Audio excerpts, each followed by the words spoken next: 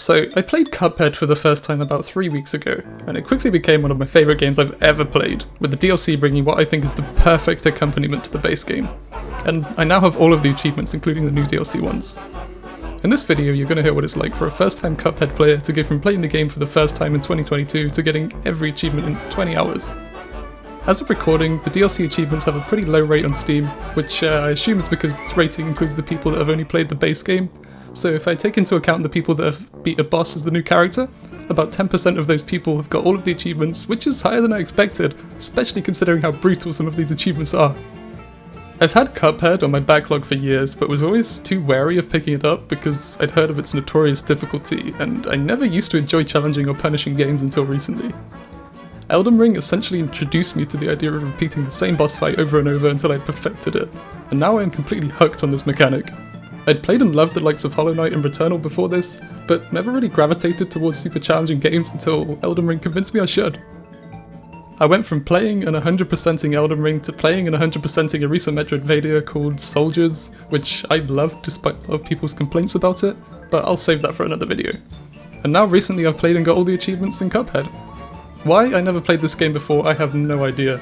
It's pretty challenging, but if you're used to 2D games or bullet hell type games, it's really not as difficult as it's made out to be, especially on the standard difficulty.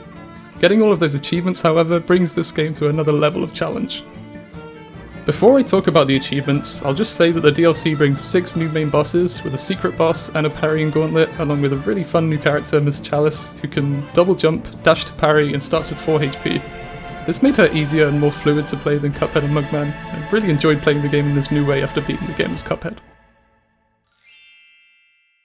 Okay, so let's talk about the DLC and all of those achievements first, since that's the order I got them in. I beat the game on normal difficulty before the DLC came out, and I got most of the pacifist ranks, which is a rank you get for completing the run and gun levels without killing any enemies. I then moved on to beating the DLC bosses on normal difficulty and started going for the DLC achievements. The first achievements I went for were actually some of the hardest. I had to evolve the new relic charm by beating a bunch of bosses with a major debuff. So this debuff is you start with 1 HP, and every time you shoot or dash you switch to a random weapon. Basically, the harder the boss is that you beat, the more points you get to level up the relic. To level up the relic fully, I beat all of the Isle 1 bosses and 2 of the DLC bosses. The Isle 1 bosses weren't too bad, but the DLC bosses with this major debuff were quite crushing. I chose to do the spider mobsters and the glumstone giant bosses, which each took about 20 minutes of learning the ideal way to avoid those attack patterns.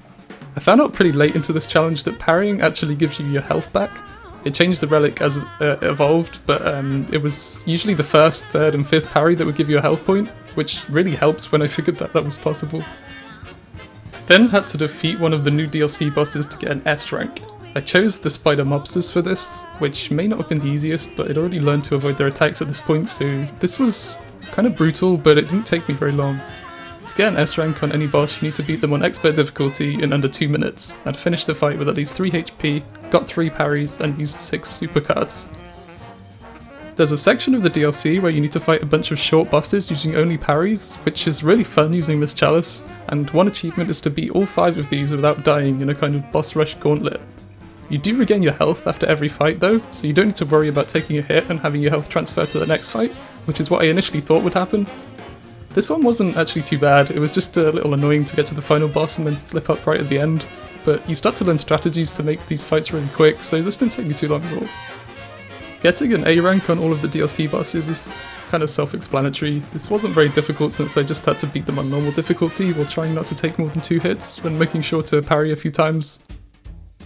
The final difficult achievement in the DLC was to have 9 HP at one time, which is actually easier than it sounds. As you can probably guess if you played Cuphead, you need to do this in the casino fight.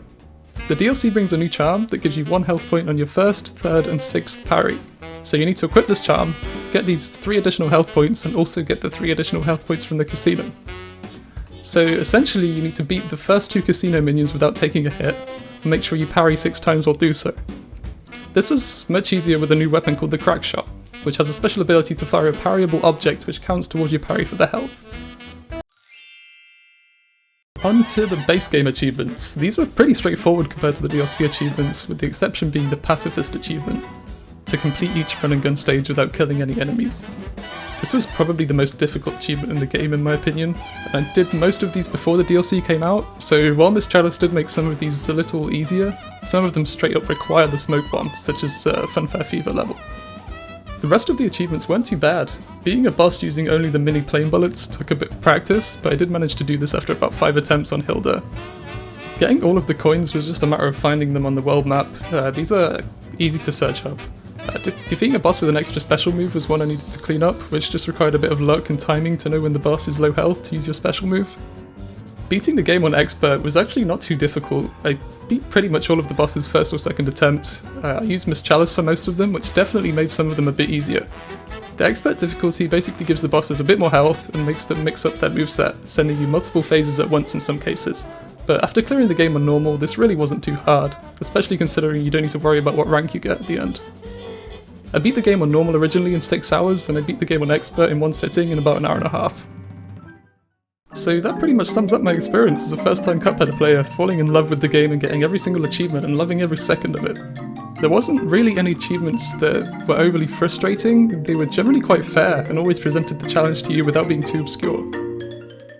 If, like me, you never give Cuphead a chance because many people said it was really difficult, I urge you to give it a go. There may be a bit of a learning curve at first, but once you grasp it, it's not as hard as it may seem. People have said this before, but the animation is beautiful, the game is worth experiencing for that alone. This will be the kind of game that I come back to occasionally just to relive some of these incredible moments and go for all of those elusive S ranks. Let me know if you've been playing the Cuphead DLC in the comments and what you think of it.